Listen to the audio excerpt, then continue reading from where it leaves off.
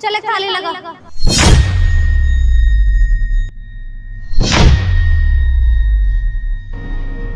Madam जी, वो जो मेरे पहले वाले पैसे बनते हैं वो भी दे दोगे ना आप? मुझे ना एक किस्त देनी है, आप मेरे पैसे दे दो। अबे बुढ़िया, ज्यादा पैसा पैसा मत कर, वरना इस दुकान पे ना बुलडोजर चला दूंगी। तो जानती है ना कि मेरा बाप कौन है? मेम साहब, आप ऐसा क्यों बोल रहे हो? मैं तो अपने पैसे मांग रही हूँ ना, जो मैंने आपको खिलाया है। अबे ओ, ज्यादा बहस मत कर, तो समझी मेरी बात? हाँ, वरना ईएमआई के चक्कर में ना दुकान से भी हाथ धो बैठेगी जिंदगी भर, फिर यहाँ पे बैठे हो भीख मांग ले। समझी? चुपचाप से खाना लगा दे, बहुत भूख लगी है हमें। चल फटाफट लगा। और वैसे भी मेरे बॉयफ्रेंड को ना यहाँ का खाना पसंद है, वरना यहाँ तो आके मैं झाँकू भी ना।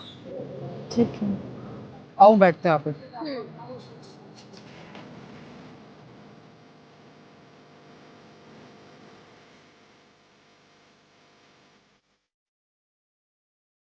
कितना टाइम लगा रही है यार।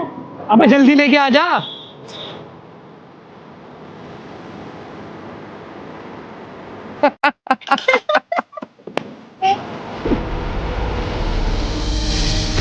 ठीक है यार, टेस्ट तो बढ़िया ही है, बट कितनी गंदी सी जगह। हम लोग यहाँ पे खाना खाने के लिए आते हैं। क्या कर सकते हैं, मुसीबत है। चलो चलते हैं। मेम साहब, पैसे दे दो ना। आप ऐसा क्यों कर रहे हो? आपको तो पता है मैं गरीब हूँ, बहुत और परेशान भी हूँ। आपके पापा ऑफिसर है, मैं मानती हूँ, लेकिन आप ऐसे गरीबों का हक थोड़ी ना मारोगे। तुझे एक बार में समझ नहीं आती क्या? ये जेल की हवा खा के मानेगी? एक यही तो सहारा है तेरे पास, अब ये भी उजड़ जाएगा तो सोच कहाँ जाएगी। तो अपने औकात में रह और मेरी ना इंसल्ट मत कर। मेरा बॉयफ्रेंड है मेरे साथ। और सुन बुढ़िया, मैंने ना इसको बता रखा है कि पूरा एरिया ना मेरे ही अंडर आता है। मैं कुछ भी चाहूँ ना वो ले सकती है, और वो भी बिना पैसे के, समझी? और अगर दोबारा पैसे मांगे ना तो ध्यान रखिए बुढ़िया, पापा से बोल के तेरे इस दुकान पे बुलडोजर चलवा ही दूंगी, समझी? मेम साहब, ऐसा थोड़ी ना होता है। मैं कोई भीख थोड़ी ना मांग रही हूँ। आपने खाना खाया है, उसके पैसे मांग रही हूँ, वो तो दोगे ही ना आप।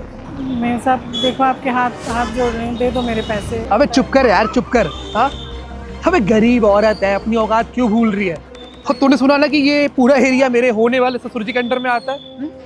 तो तू हमसे जुबान मत लड़ा, वरना अपने ठेले से, अपने ये 2 कौड़ी के काम से ना हाथ तो बैठेगी।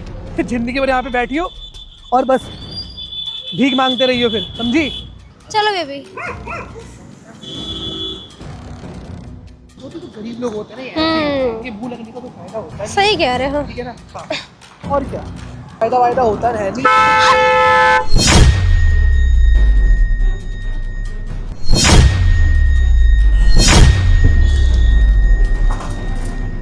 अबे अंदर अंदर यार, दिखता नहीं तेरे को? सब लग गई है आपको क्या? चलो चलो चलो, आ जाओ। जो ठीक है ना, बिठा देते हैं।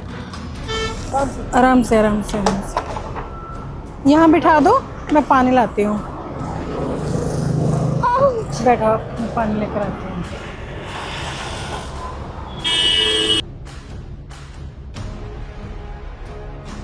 अरे आंटी, कुछ करने की जरूरत नहीं है आपको, बिल्कुल सही हुआ है इसके साथ।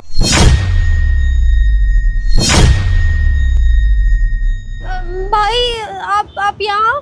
तू आंटी को क्यों परेशान कर रही है? मैंने क्या किया? मैंने किसी को परेशान नहीं किया। कौन है? क्या लगता है तेरा? ये ये ये दोस्त है मेरा। अगर बाप सरकारी ऑफिसर है तो इसका मतलब हम गरीबों पर जुल्म करना शुरू कर दें? मैं भाई हूँ तेरा, बड़ा हूँ, लेकिन मैंने तो कभी ऐसा नहीं किया। अरे मैंने तो कभी किसी को कुछ नहीं बोला, एक बार भी शर्म आई है? अरे यहाँ आसपास सब तुम्हारी शिकायतें कर रहे हैं, पापा को बता दूं मैं ये सब? कितनी बदनामी कर रखी है तुमने। अरे कर्मों का फल ना इसी जीवन में मिलना है।